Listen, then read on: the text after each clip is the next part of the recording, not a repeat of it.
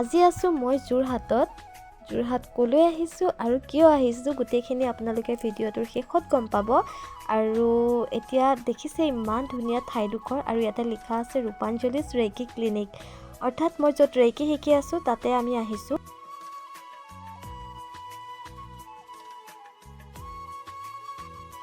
এয়া হৈছে চন্দ্ৰাবা আৰু তাই মোৰ ভিডিঅ'ত কৈ আছিলে যে আমি কলৈ আহিছোঁ আৰু কাৰ বাৰ্থডেলৈ আহিছোঁ, কিন্তু মই ভইচটো মিউট কৰি দিছোঁ কপিৰাইট লাগিবৰ বাবে, কাৰণ বাহিৰত যিহেতু গান বাজি আছিলে আৰু কপিৰাইট লাগ গ'লেতো গমেই পায় সকলোৱে। আচলতে গুৰুমাৰ ঘৰৰ প্ৰত্যেকটো অনুষ্ঠানলৈ আমি বৰ হেঁপাহেৰে বাট চাই থাকোঁ, বিশেষকৈ ৰিচুৰ বাৰ্থডে হওক বা আমাৰ গ্ৰাণ্ড ক্ৰিষ্টেল এটেইনমেণ্ট হওক, এইখিনি অনুষ্ঠানবোৰ আমাৰ হেঁপাহৰ হয়। আৰু যেতিয়াই সময় পাওঁ আমি আচলতে আহোঁ এনেকৈ গুৰুমাৰ ঘৰলৈ, আৰু সঁচাকৈ মনটো বহুত বেছিকৈ ভাল লাগে আৰু ইমানেই ভাল লাগে যে আপোনালোকক মই বুজাব নোৱাৰোঁ। এয়া হৈছে সঞ্জুবা আৰু এয়া হৈছে সঞ্জুবাৰ ভনীয়েক মানসী, আৰু আমি এনেকৈ কথা পাতি আছোঁ।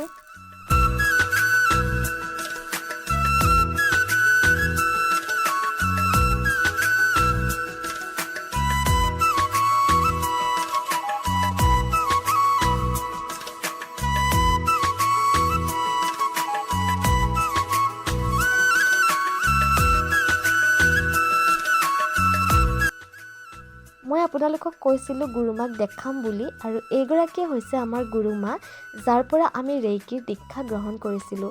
আৰু গুৰুমাৰ কাষতে আছে তেখেতৰ হাজবেণ্ড আৰু আমাৰ গুৰু পিতা, আৰু গুৰু পিতাৰ কোলাতে আছে আমাৰ মৰমৰ ৰিচু মা।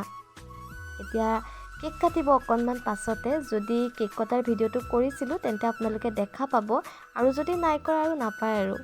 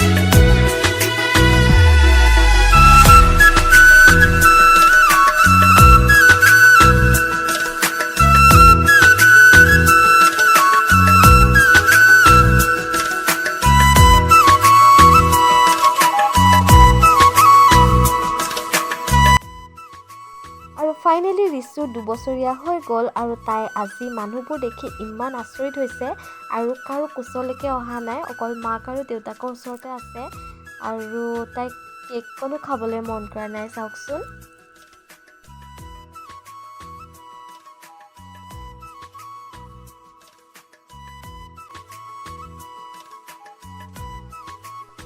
পুনৰবাৰ ৰিচুলৈ জন্মদিনৰ বহুত শুভেচ্ছা আৰু মৰম যাচিলোঁ, আৰু ভিডিঅ'টো মই ইমানতে শেষ কৰিছোঁ। ইয়াৰ পাছতে আমি কেক খাই কৰি ল'লোঁ আৰু ঘৰলৈও আহিলোঁ বাৰু, কিন্তু সেইখিনি আচলতে ভিডিঅ' কৰিবলৈহে নহ'লে। গতিকে ভিডিঅ'টো চাই যদি ভাল পালে তেন্তে লাইক কৰিব আৰু কমেণ্ট কৰিব, আৰু যদি নতুন কোনোবা ব্যক্তিয়ে চাই আছে তেন্তে মোৰ চেনেলটো ছাবস্ক্ৰাইব কৰিবলৈ নাপাহৰিব।